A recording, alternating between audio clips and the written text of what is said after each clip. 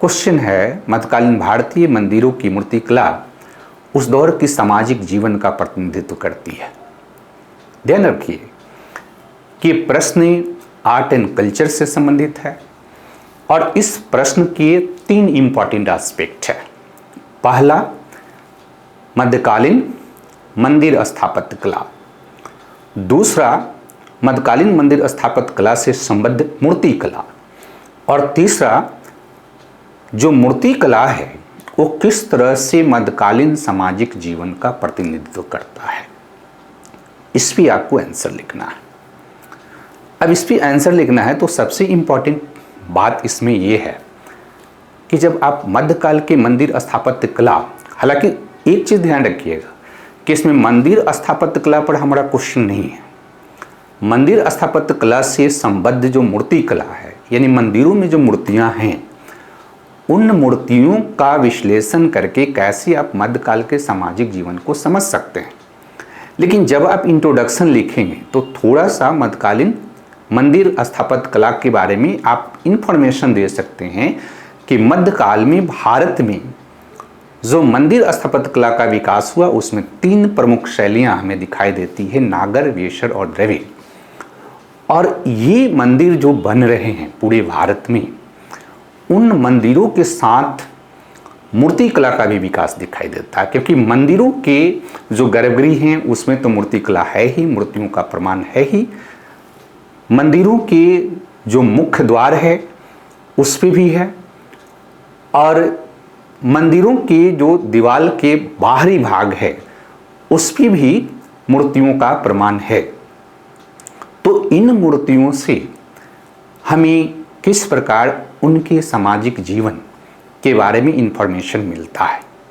तो जब मध्यकालीन मंदिरों से संबद्ध मूर्ति कला को आप देखेंगे तो उन मूर्ति कला में 3 तरह की चीज़ हमें दिखाई देता है। ध्यान से उसको आपको समझने की ज़रूरत है कि एक तो धार्मिक मूर्ति कला, यानी ऐसी मूर्तियाँ जो कि धर्म से संबंधित हैं, देवी देवताओं की मूर्तियाँ हैं, देवी देवताओं से संबंध जो है विभिन्न सहायक देवी देवताओं की मूर्तियां हैं। तो एक तो ये है।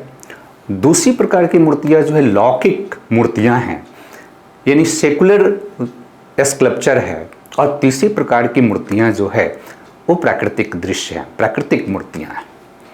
अब इसमें जो धार्मिक जो मूर्ति कला है, जिसमें हमने बात किया कि मंदिर का जो गर्भगृह है जिसमें मुख्य देवता की मूर्तियां होती है और फिर उससे संबद्ध देवी देवताओं की मूर्तियां होती है। तो जब आप ऑब्जर्व करेंगे मंदिरों के मूर्तियों को, चाहे वो उड़ीसा के नागर शैली का मूर्ति हो या खजुराहो के नागर शैली का मूर्ति हो या ऐहोल के या मेगुती के बेसर शैली के जो है मंदिर है उसमें मूर्ति हो, या फिर द्रविड़ शैली के जो तंजावुर में बृहदेश्वर का मंदिर है उसमें की मूर्तियाँ हो, तो उन मूर्तियों में, धार्मिक मूर्तियों में कुछ इम्पॉर्टेंट हमको सेंस दिखाई दे रहा। पहला चीज दिखाई दे रहा कि जो धार्मिक मूर्तियां हैं उसमें एक पद सोपान है, एक हायरार्की है।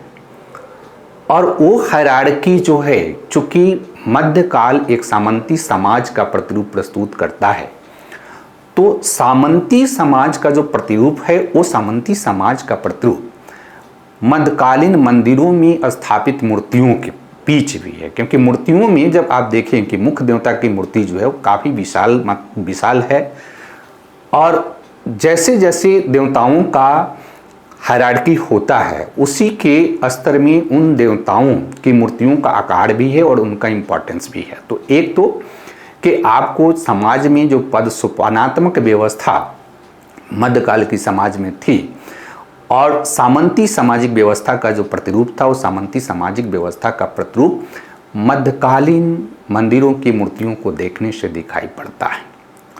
दूसरा, जो आप मध्यकालीन मूर्तियों को अगर देखेंगे तो मध्यकाल में भक्ति आंदोलन भी प्रचलित था, और भक्ति में भगवान और भक्त के बीच जो संबंध था वो मूर्तियों के बीच दिखाई देता है। यानी मध्यकाल के जो मुख्य देवता की मूर्ति आप देखेंगे तो उस मुख्य देवता की मूर्ति को दूसरे देवता भी पूजा कर रहे हैं, उसके प्रति भक्ति प्रदर्शित कर रहे हैं।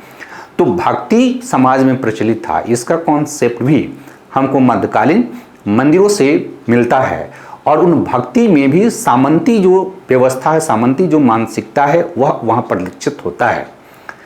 तीसरा इंपॉर्टेंट चीज़ जो आप वहाँ पर मध्यकालीन ये धार्मिक मूर्तियों की मैं बात कर रहा हूँ उसको आप देखें तो उसमें पितृसत्तात्मक जो व्यवस्था है, जो भारतीय समाज की एक विशिष्ट विशेषता है, वो पितृसत्तात्मक व्यवस्था को भी रिफ्लेक्ट करता है।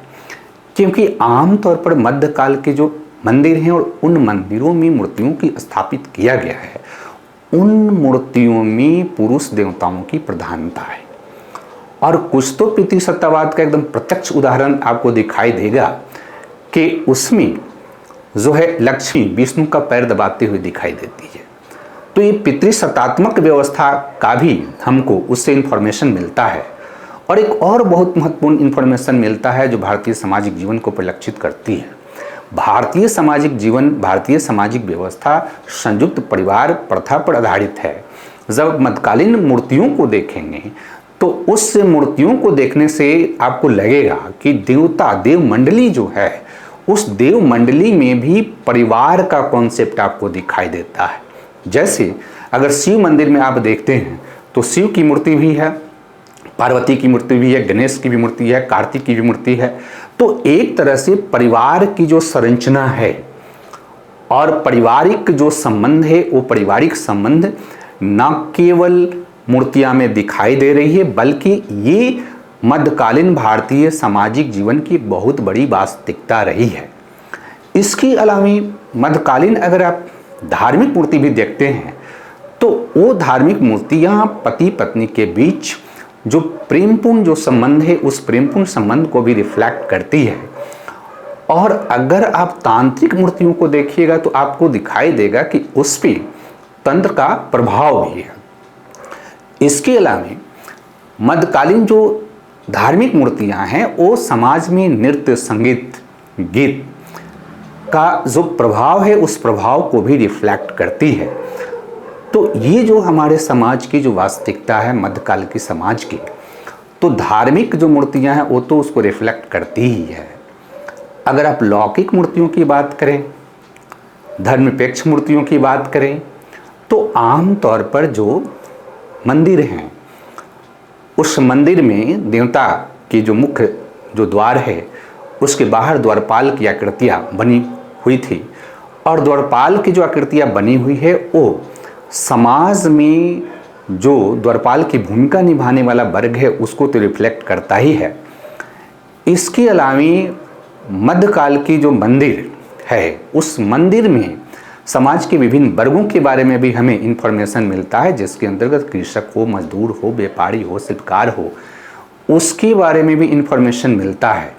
हमें देवदासी प्रथा के बारे में भी जानकारी मिलती है। और सबसे महत्वपूर्ण तो हमें ये दिखाई देता है मूर्तियों में, सबसे महत्वपूर्ण तो मूर्तियों में हमें ये दिखाई देता है कि श्रृंगार रस की प्रधानता है।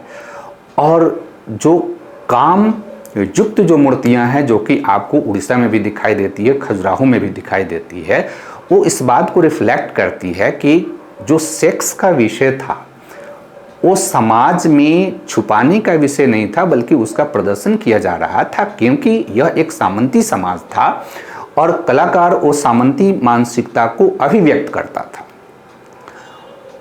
इसके अलावा आप देखिएगा कि प्राकृतिक जो मूर्तियां हैं जिसमें विभिन्न प्रकार के वैसे पशु जिसको हमने पवित्र पशु के रूप में डेवलप कर लिया, चाहे वो बैल हो, सांड, या फिर गणेश की सवारी चूहा हो, या फिर मयूर हो, या एलिफेंट हो, तो ये भी आपको दिखाई देता है। और साथ ही साथ एक और महत्वपूर्ण चीज़ आप देखिए कि मध्यकालीन जो दक्षिण भारत के जो मंदिर हैं और उनमें जो मूर्तियां हैं उसमें राजा को भी देवताओं के साथ स्थापित किया गया है, जिससे ये बात हमें प्रूफ होती है कि मध्यकालीन समाज में राजनीति के क्षेत्र में जो राजत्व में देवत्व का आरोपण हो रहा उसको भी ये रिफ्लेक्ट करती है।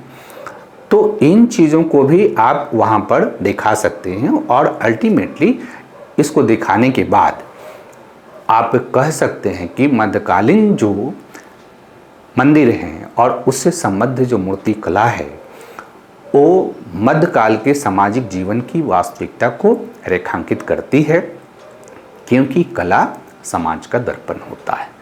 और इस तरह से आप मध्यकालीन मूर्तिकला यानी मंदिरों से संबंध मूर्तिकला के अध्ययन के आधार पर उस काल के समाज को आप रेखांकित कर सकते हैं और वह उसके समाज का प्रतिनिधित्व भी करता है। Thank you.